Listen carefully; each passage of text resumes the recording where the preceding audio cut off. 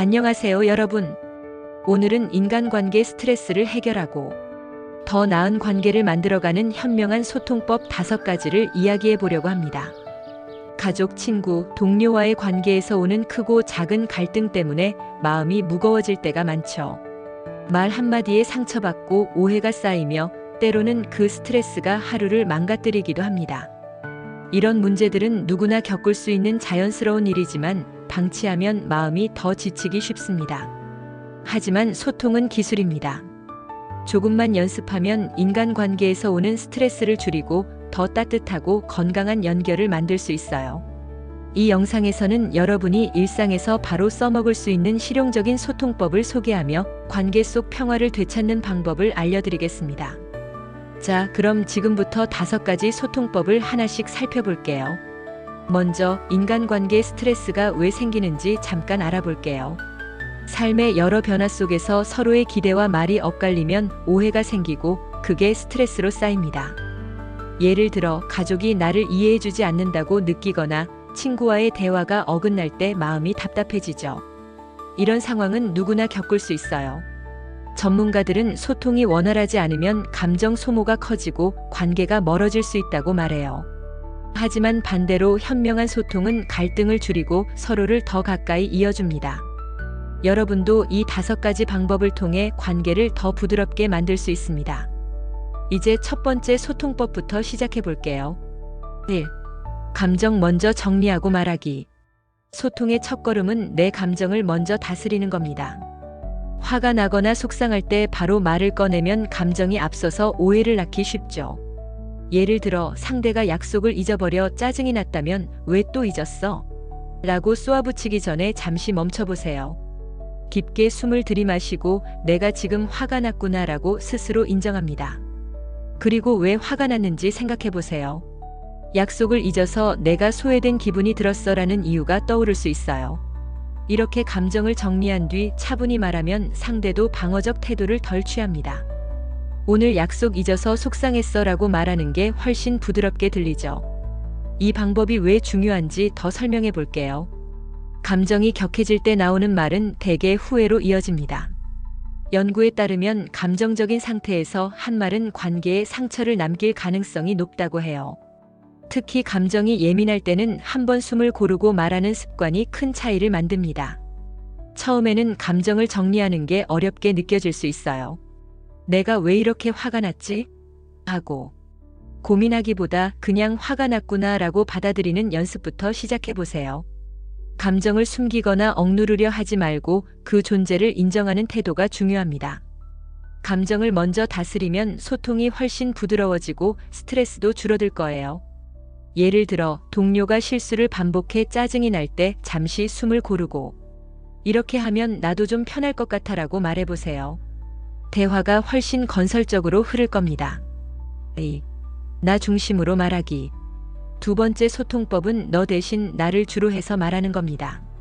상대를 비난하는 말은 갈등을 키우지만 내 느낌을 중심으로 말하면 대화가 열립니다. 예를 들어 친구가 약속을 자주 늦을 때 "너 또 늦었잖아. 왜 이렇게 무책임해?" 라고 하면 상대는 공격받았다고 느낄 거예요. 대신 "내가 기다리다 보니 좀 속상했어 라고 말해보세요. 이렇게 하면 상대를 탓하기보다 내 감정을 솔직히 전하면서도 부드럽게 들립니다. 나 중심 화법의 힘을 더 알아볼게요. 심리학에서는 이를 I 스테이트먼트라고 부르며 관계 개선의 효과적인 방법으로 꼽힙니다. 상대를 비난하면 방어벽이 세워지지만 내 감정을 공유하면 공감의 여지가 생기죠. 예를 들어 가족이 집안일을 돕지 않아 짜증이 날 때 "왜 맨날 나만 해? 대신 내가 혼자 하다 보니 좀 힘들더라 라고 말해보세요. 그러면 상대도 죄책감보다는 나를 이해하려는 마음이 생길 거예요. 이 방법은 누구와의 대화에서도 쓸 수 있어요. 너로 시작하는 비난을 나로 바꾸는 연습을 해보세요. 처음에는 어색할 수 있지만 몇 번 해보면 대화가 따뜻해지고 스트레스가 줄어드는 걸 느낄 수 있어요. 예를 들어 동료와 의견이 달라 화가 날 때 "내가 틀렸어" 대신 "내가 이렇게 생각해서 좀 혼란스러웠어" 라고 말하면 대화가 훨씬 부드럽게 이어집니다. 3. 귀 기울여 듣기. 세 번째는 상대의 말을 진심으로 듣는 겁니다. 소통은 말하기만큼 듣기가 중요해요. 상대가 이야기할 때 끼어들거나 반박하려는 마음을 잠시 내려놓고 끝까지 들어주세요. 예를 들어 가족이 힘든 하루를 이야기할 때 나도 힘들었어 라고 바로 맞받아치지 말고 오늘 힘들었구나, 무슨 일 있었어? 라고 물어보세요. 고개를 끄덕이며 듣는 것만으로도 상대는 내가 자신을 존중한다고 느낍니다. 듣는다는 건 단순히 소리를 듣는 게 아니라 상대의 감정을 이해하려는 태도예요. 주변에서 의지하며 털어놓는 이야기가 많을 때 잘 들어주는 것만으로도 신뢰가 쌓입니다. 전문가들은 적극적 경청이 관계 스트레스를 줄이고 서로의 이해를 높인다고 말해요. 예를 들어 친구가 고민을 털어놓을 때 조언을 서두르지 말고 그랬구나, 힘들었겠다라고 공감하며 들어주세요.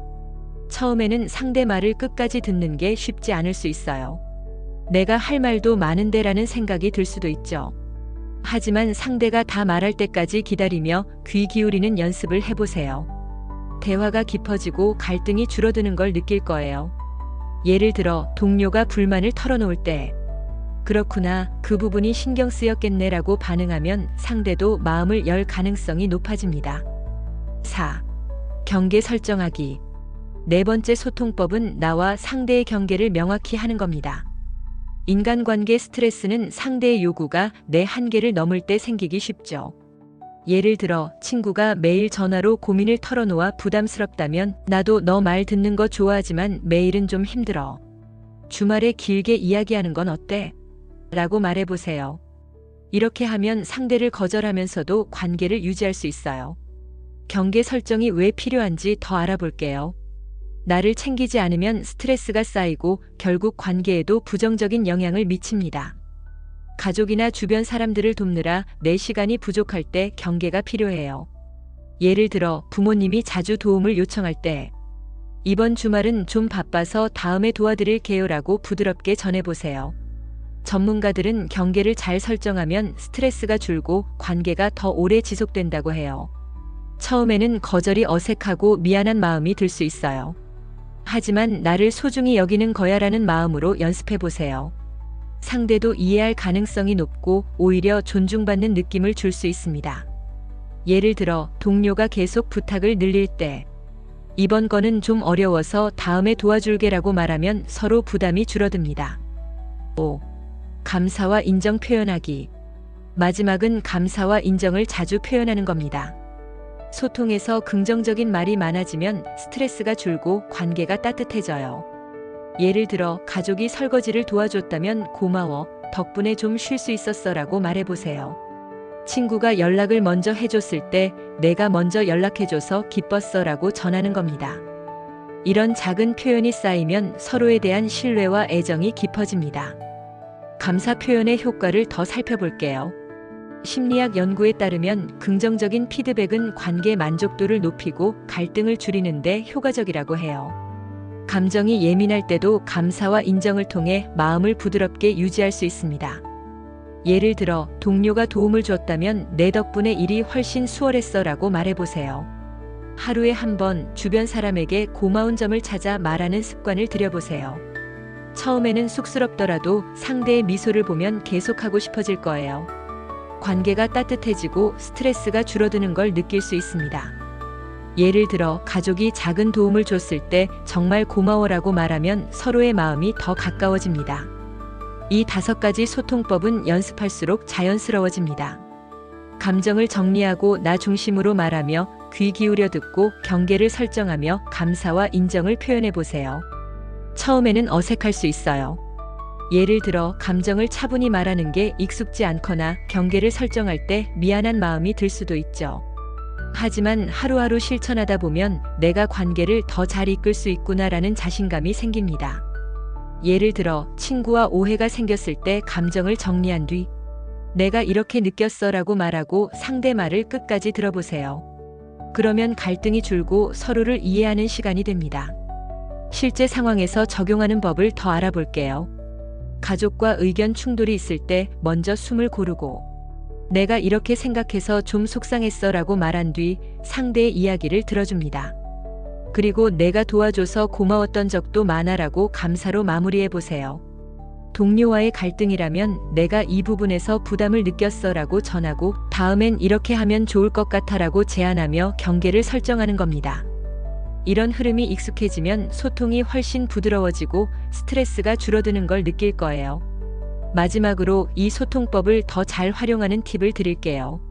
소통할 때는 나를 비난하거나 상대를 탓하지 않는 태도가 중요합니다. 내가 너무 예민했나라며 자책하기보다 지금은 감정이 좀 예민한 때야라고 받아들이세요. 스트레스로 감정이 흔들릴 수 있다는 걸 인정하는 마음이 필요합니다.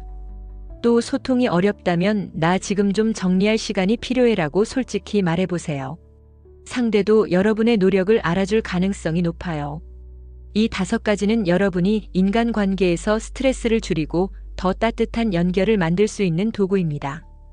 인간관계 스트레스는 피할 수 없는 게 아니라 현명한 소통으로 해결할 수 있어요.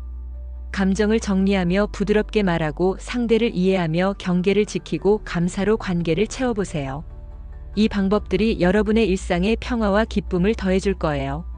관계가 좋아질수록 마음도 가벼워지는 걸 느낄 수 있습니다. 이 소통법으로 인간관계의 스트레스를 줄이고 더 행복한 하루를 만들어 가시기 바랍니다. 이 영상이 도움이 되셨다면 구독과 좋아요, 알림 설정까지 부탁드릴게요. 여러분의 응원이 더 좋은 콘텐츠를 만드는 힘이 됩니다. 다음 영상에서 또 만나요.